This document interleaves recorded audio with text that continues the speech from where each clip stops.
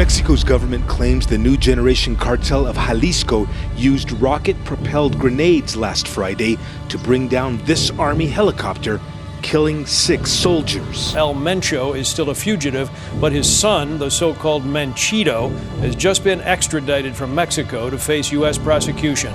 For agents tonight, if they can't get the dad, his son is the next best thing. The cartels are waging war in America, and it's time for America to wage war on the cartels, which we are doing.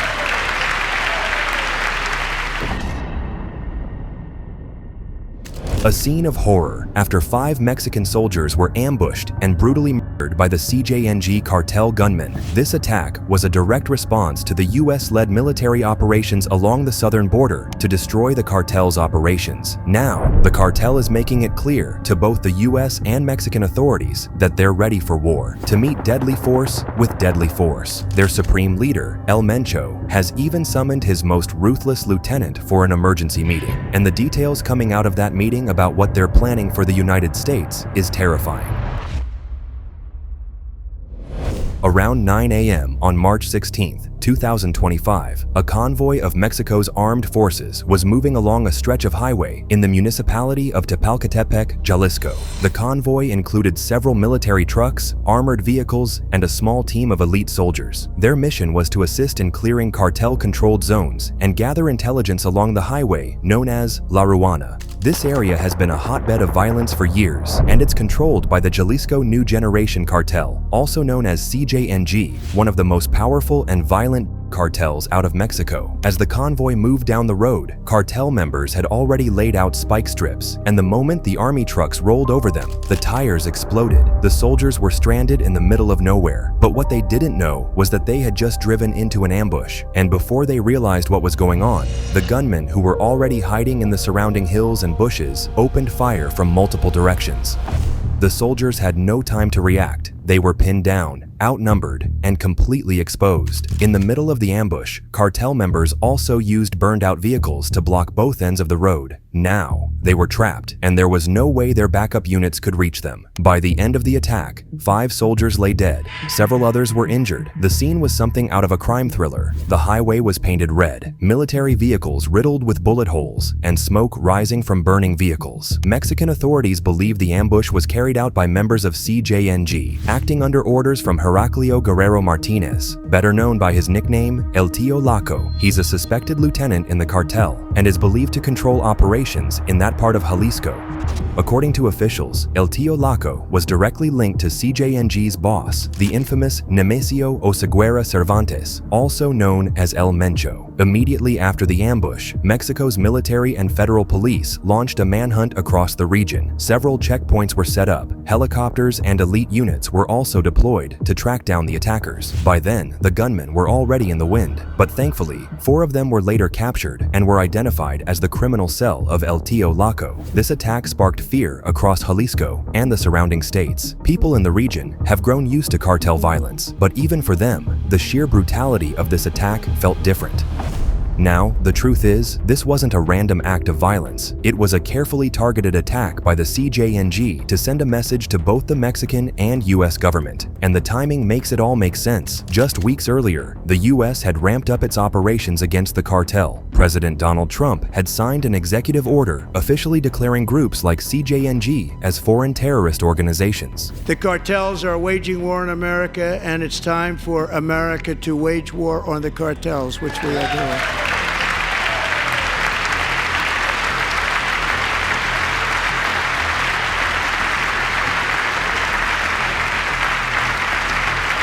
Five nights ago, Mexican authorities, because of our tariff policies being imposed on them, think of this, handed over to us 29 of the biggest cartel leaders in their country. That has never happened before. They want to make us happy.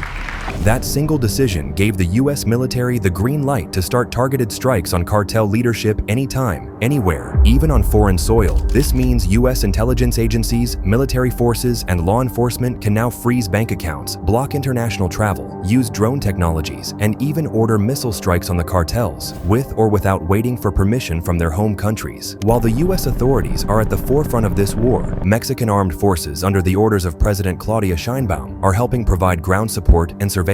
The CJNG knew this, and that was why they struck them first. While Americans and the rest of the world were still debating whether President Trump's move to designate the cartels as foreign terrorist organizations was too extreme, the cartels were already getting ready for war. By the end of February 2025, the notorious leader of the CJNG, El Mencho, had already called for an emergency meeting with his top cartel bosses. The purpose of that meeting was to prepare the CJNG to confront the U.S. government, and especially President Trump, who had just declared a brutal war on the cartels. El Mencho and the CJNG knew that President Trump wasn't bluffing when he said he would use the United States military to wipe the cartels off the face of the earth. So, to protect their criminal empire, the drug lords had to go on the offensive because the best line of defense, as they say, is attack.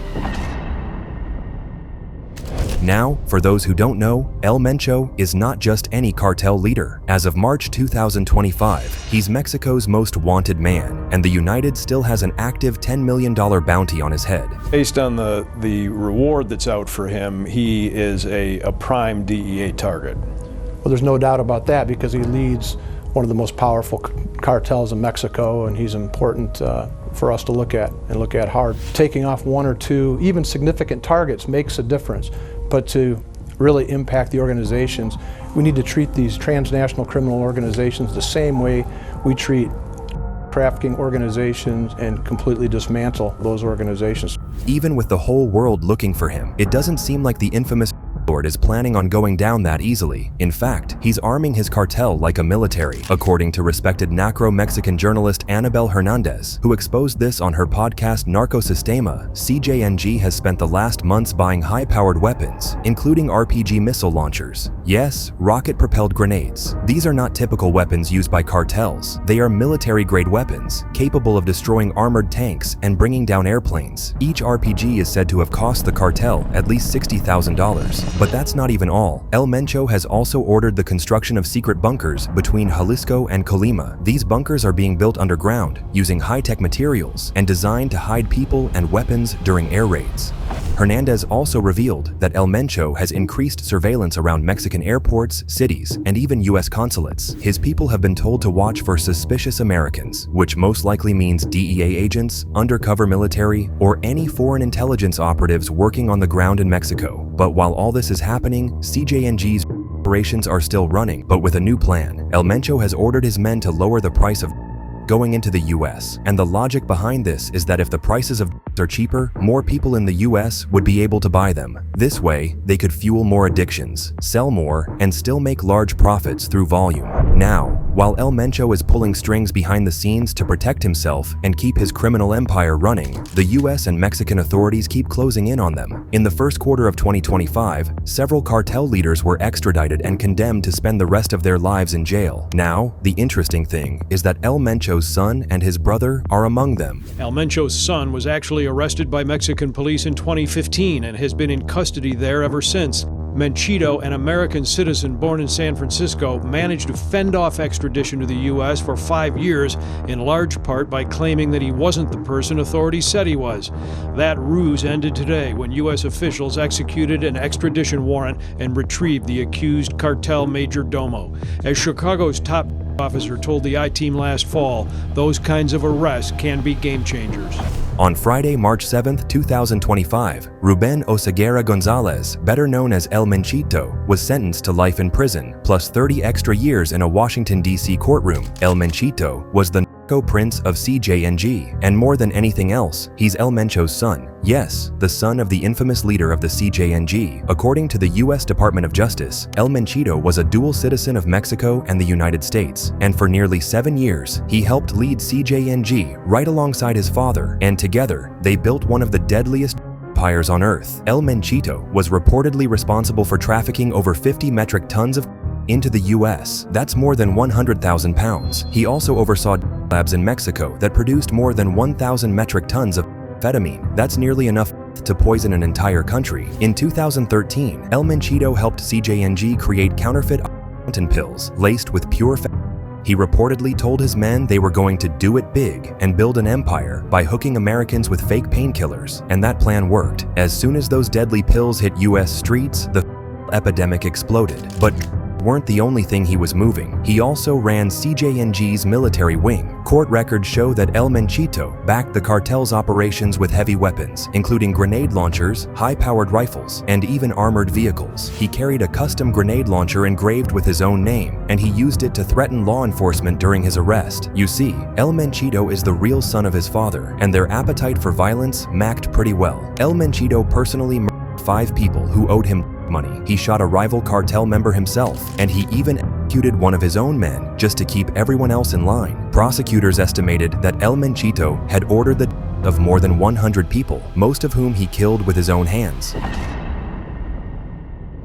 One of his most shocking displays of violence happened back in 2015. On May 1st, Mexican federal forces were chasing El Menchito and El Mencho through the state of Jalisco. As the military got close, El Menchito gave a direct order to his men to shoot down the helicopter, and without any hesitation, cartel gunmen opened fire with a grenade-propelled launcher, and within seconds, the helicopter crashed and went up in flames. 6 Mexican soldiers were instantly killed on that day, and another soldier was left permanently disfigured. Mexico says it is on the offensive against a trafficking organization. That organization calls itself the New Generation Cartel of Jalisco. Authorities accuse the group of shooting down a Mexican military helicopter. CCTV's Frank Quintero reports it's how the cartel did it that has raised alarm bells. Mexico's government claims the New Generation Cartel of Jalisco used rocket-propelled grenades last Friday to bring down this army helicopter, killing 6 soldiers. We heard a boom, like a bomb. They took down the aircraft. They took it down. Mexico's Interior Minister says the shootdown comes as the Mexican government launches an offensive against the drug trafficking organization. In a news conference this week, the Interior Minister tried to calm citizens, choosing to aim his message directly at the cartel leadership. There is no criminal group capable of beating the determination of citizens and their government to build a society free of violence.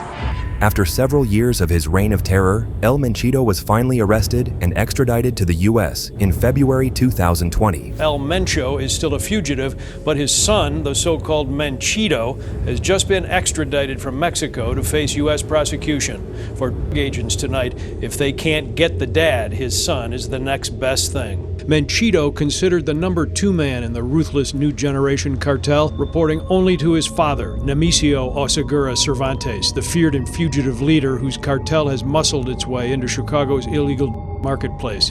52-year-old Cervantes, called El Mencho, currently has a $10 million U.S. government bounty on him and has been described unofficially by federal enforcement agency officials as Chicago's public enemy number 1. Ruben Asegura Gonzalez, the 28-year-old known as Menchito, finally extradited from Mexico and tonight is being held without bond on trafficking and machine gun charges following a brief appearance in D.C. District Court. For 5 years, he sat in custody while federal prosecutors quietly built their case. They gathered surveillance evidence, phone recordings, and testimony from former cartel insiders. In the end, the court found him guilty of trafficking, firearms violations, and ordering acts of terrorism and the judge gave him life plus 30 years and ordered him to forfeit more than $6 billion in profits. That's one of the largest criminal forfeitures ever tied to a Mexican cartel leader. Now, this was supposed to be a big win for both the US and Mexico. Taking down someone so high in the cartel was meant to send a message, but in reality, it didn't stop anything. In fact, CJNG didn't slow down at all. Just days after El Menchito's sentencing, the cartel carried out one of its boldest attacks in recent memory, the March 16th ambush in Tepalcatepec that left 5 soldiers dead. It was almost like the cartel was saying, "Take our prince, but you still haven't touched the king." Because while El Menchito now sits in a US prison, his father, El Mencho, is still out there, still running the cartel, still building bunkers, still smuggling drugs, buying weapons, and still preparing for whatever comes next. Meanwhile, The authorities on both sides of the border are still pulling their resources together to bring the cartels to their knees. The Mexican government has recently handed over 29 lords to the U.S. authorities. Among them is the notorious former leader of the Guadalajara cartel, Rafael Caro Quintero. This is video from last night as they are arriving on U.S. soil. This is Rafael Caro Quintero. He is now 72 years old. He arrived last night, of course, flanked by federal agents. His hair is white now. That's the man with the white hair. Now, he had been in prison in Mexico after being sentenced there to 40 years in prison for Camarena's murder. And then these are pictures of Quintero throughout his life as a kingpin in Mexico. He has been under indictment on several trafficking charges in federal court here in Brooklyn since 2020. Quintero co-founded the Guadalajara cartel back in the early 1980s, and in 1985, he ordered the infamous capture and murder of DEA agent Enrique Kiki Camarena. I don't know if you know, when they Kiki Camarena and beat the out of him and ultimately killed him that way, they didn't kill him by traditional means. They tortured him for days. There was a doctor that injected him with that kept him awake so he wouldn't pass out. His last words were, "I need a doctor."